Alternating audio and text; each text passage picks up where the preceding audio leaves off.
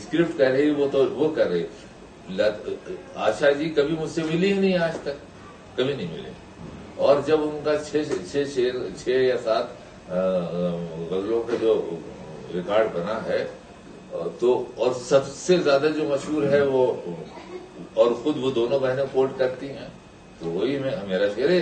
इसलिए आशा जी लता जी ज्यादा कोट करती हैं।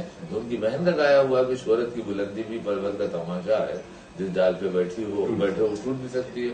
और उसी में गजल उन्होंने मेरी और गाई, अजनबी कैसे अजनबी तुम हो जिंदगी तुम हो। मतलब 6 या 7 गजलों में 2 ही आशा जी ने मेरे ख्याल से 50 साल में up to best of my information, या तो आशा जी ने 8 ही गजलें गाई, उसमें 2 मेरी गाई। लता जी ने गाई नहीं कोई गजल। हमारे एलपी में जिसमें जगजीत और ये दोनों गा रहे हैं, तो लता जी भी गा रही हैं, लेकिन उसमें सिर्फ 7-8 गजलें हैं, उसमें 1 या 2 मेरी है, लेकिन वो जगजीत साहब ने गाई हैं। और इन्होंने दोनों जो मिलके गाई है, अकेले गाई है लता जी ने, और जो जगजीत ने गा के मिलके गाई है, वो एक तो मुझे याद है पाकिस्तान के अभी मर गए कतई सफाई की गाई है, अल्लाह अल्लाह वाली, अकेली है वो, अकेली गाई है। जैसे हाँ इन्होंने भी अकेले गाई खट से, और उस जब न पहले गजल लता जी ने इसकी गाई, किसी ने कोई सिंगर 10-15 से ज्यादा नहीं गाते हमारी, तो हमारे 4 ही सिंगर हैं, 5 वो ज्यादा है, 1-2 का फर्क हो सकता है, चाहे उन्होंने गाया हो ज्यादा या उन्होंने रिकॉर्ड में।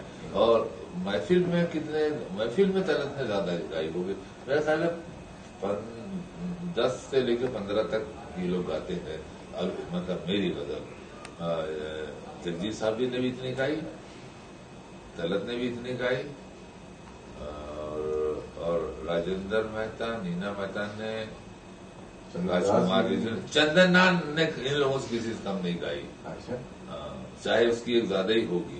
ये 3 मेरे मेन रहे, तो बाकी कोई ऐसा नहीं जो लड़का था ना मुखर्जी, जिसने भी सुदीप अभी उनका खत आता रहता है, और अभी भी मैं उनके लिए दे रहा हूँ।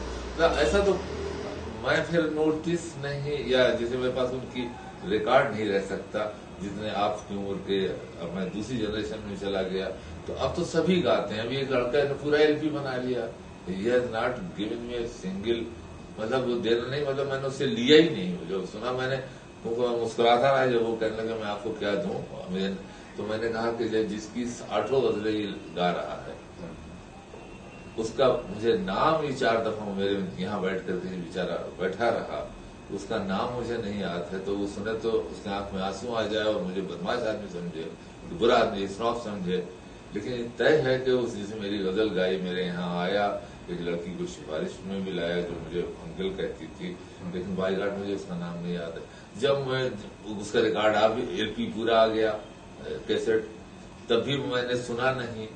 मैंने इसलिए नहीं सुना कि आपने नहीं सुना, जब दुनिया सुनेगी तो मैं भी सुनूंगा। बिल्कुल, मेरे पास इतना टाइम तो है नहीं कि मैं मतलब अब जाके सुनूं।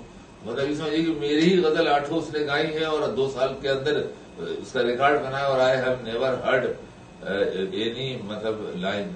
तो इसमें चूंकि फेल हो गया होगा, फेल तो क्या होगा, उसको फिर आप भी रिकॉर्ड बनाएंगे जब तक आप लाखों रुपए की आज पब्लिसिटी नहीं करेंगे, जब तक हर चैनल से आपका एल्बम नहीं आएगा, इन्हें फिल्म फार नहीं हो सकता। तो उस बच्चे ने किसी तरह से 2-3 लाख रुपए लगा के किसी सेकंड क्लास